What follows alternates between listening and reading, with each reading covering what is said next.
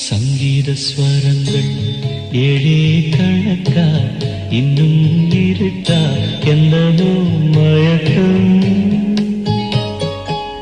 என் வீட்டில் இரவு அங்கே இரவா இல்ல பகலா எனக்கும் மயக்கம்.